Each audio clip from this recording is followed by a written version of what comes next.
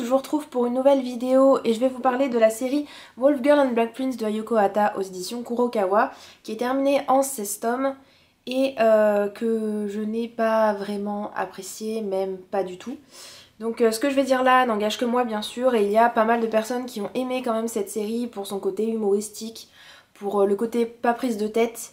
Il y a un animé d'ailleurs qui est sorti, je ne l'ai pas regardé. Bon, moi cette série ne m'a pas plu, donc je vois pas pourquoi j'irai regarder l'animé, mais peut-être qu'il est mieux que la série, je ne sais pas. Bien sûr cet avis n'engage que moi, et comme je viens de vous le dire, il y a beaucoup de personnes qui ont aimé, donc si vous êtes quand même tenté par ce livre, par le résumé que je vais vous en faire, n'hésitez surtout pas à aller essayer de regarder, même regarder l'animé, les premiers épisodes ou ce que vous voulez.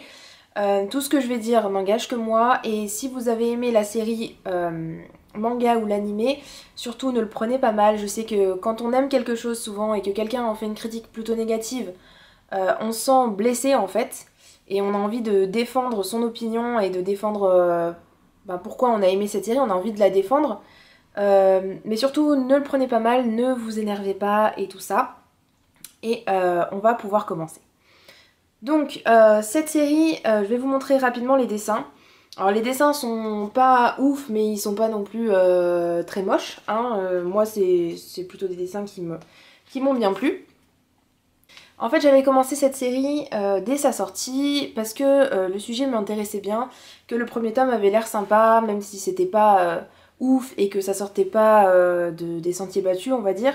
Donc on suit Erika qui est une jeune fille qui fait semblant d'avoir un petit ami et elle raconte son histoire, enfin du coup sa fausse histoire, à ses amis. Elle s'invente une vie totalement et ses amis donc lui posent des questions sur sa relation et elle répond, bien sûr en inventant des mensonges, jusqu'à ce que ses copines commencent un petit peu à douter et elles lui disent ah oui alors montre-nous ton petit copain, tout ça. Et Erika elle est un petit peu coincée, donc elle va devoir prendre en photo quelqu'un dans la rue, un garçon dans la rue, et faire croire en fait que ce garçon est son petit copain. Donc c'est ce qu'elle va faire, enfin c'est ce qu'elle se dit et c'est ce qu'elle va faire. Sauf que pas de chance, ce garçon, même si elle le sait pas, c'est un garçon du lycée. Donc bien entendu, Erika prend la photo en cachette et ce garçon ne sait pas qu'il est pris en photo. Arrivée au lycée, Erika montre la photo à ses copines. Et bon bien sûr elle a pris un garçon qui était pas moche, hein, sinon ça aurait pas été drôle. Et les filles lui disent ah mais il est dans notre lycée, tout ça, il est super populaire, bon bah on a qu'à aller le voir et tout, nanana. Et Erika elle tombe des nues et elle se dit j'aurais pas pu choisir quelqu'un d'autre franchement. Et donc elles vont voir ce garçon donc, qui s'appelle Sata et qui est sur la couverture. Et donc elles vont voir Sata et Erika demande à Sata discrètement de faire comme s'ils étaient effectivement ensemble. Et Sata, même si au début il comprend pas vraiment, il va se prêter un petit peu au jeu. On pourrait croire que finalement avec Erika ça va bien se passer. Et finalement, quand ses copines ont le dos tourné, Sata va dire à Erika ok je veux bien faire ça pour toi, mais en échange je veux que tu fasses tout ce que je te dis. Et Erika du coup elle est un petit peu au pied du mur. Et elle va devoir donc, enfin elle choisit finalement de continuer à faire ça et de faire comme si c'était son petit ami. Et du coup, Sata va lui faire vivre 50 000 choses plus horribles les unes que les autres. Enfin, horribles dans le sens où, humainement parlant, c'est dégradant. Il va lui demander de faire tout pour lui, donc d'aller lui chercher à manger, je sais pas, moi je me rappelle plus exactement de tout ce qu'il lui demande, mais je me rappelle d'une chose, c'est qu'il s'amuse à lui demander de faire le petit chien, de tourner, de lui donner la papate et tout ça, enfin bref, vous voyez. Du coup, une sorte de relation comme ça va naître, une relation un petit peu forcée puisqu'ils sont obligés de passer du temps ensemble et tout ça. Et on voit bien que Sata, il en a rien à faire d'Erika. Et au fur et à mesure que la série avance, on voit qu'Erika s'attache à lui, qu'elle lui trouve plutôt des bons côtés malgré son côté vraiment froid, distant et tout ça, et qu'il la prend vraiment pour une conne. Et c'est ça qui m'a d'ailleurs bien embêtée et où je ne comprenais pas ça. Parce que Erika va s'attacher à lui alors qu'il la traite vraiment comme une moins que rien. Et pourtant elle continue à rester avec lui, elle continue à s'attacher à lui, et alors que Sata ne change pas d'un seul millimètre. Son évolution de personnage, je dirais qu'elle a été peut-être de ça, vous voyez, au long de la série. Parce qu'au début il est vraiment horrible avec elle, où il lui fait vivre... il fait comme si elle n'existait pas, enfin bref...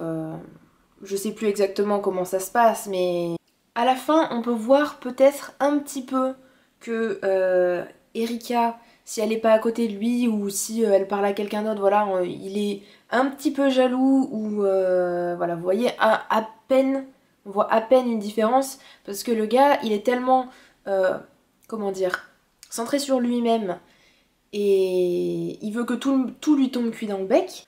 Bref, Sata est vraiment un personnage que j'ai pas aimé du tout, même si dans certaines séries c'est un peu le cas, au début les personnages sont chiants ou ils sont orgueilleux ou narcissiques ou tout ce que vous voulez, au bout d'un moment ils changent quand même. Ils évoluent au contact d'autres personnes et ça les rend meilleurs en un certain sens. Alors que là c'était pas du tout le cas, Sata est resté pour moi identique du début à la fin et pendant 16 tomes je vous dis que c'est long. Et la deuxième point, donc Erika était plutôt un personnage sympathique mais assez niais et puis du coup qui se fait marcher dessus et ça m'a pas plu non plus. Et du coup la deuxième chose que je voulais dire c'est à propos de l'histoire en elle-même. J'ai trouvé qu'il n'y avait pas de fil conducteur parce que comme je vous disais il n'y a pas d'évolution donc il n'y a pas forcément de but, il n'y a pas forcément quelque chose qui nous donne envie de connaître la suite. C'est vraiment des épisodes de vie qui s'enchaînent. On suit leur vie quotidienne, mais sachant que les personnages n'évoluent pas, que la situation n'évolue pas, bah franchement je me suis ennuyée. Je me suis ennuyée tout le long de tous ces tomes, et j'avais déjà envie de m'arrêter peut-être au tome 3 ou 4, je me suis rendu compte que ça me plaisait pas. Et pourtant j'ai continué parce que, je ne sais pas d'ailleurs, mais certainement parce que j'ai ce besoin et cette envie de savoir la fin. Et je me dis que peut-être cette série vaut le coup, peut-être qu'il y aura quelque chose d'intéressant au bout d'un moment, peut-être que la situation va se débloquer.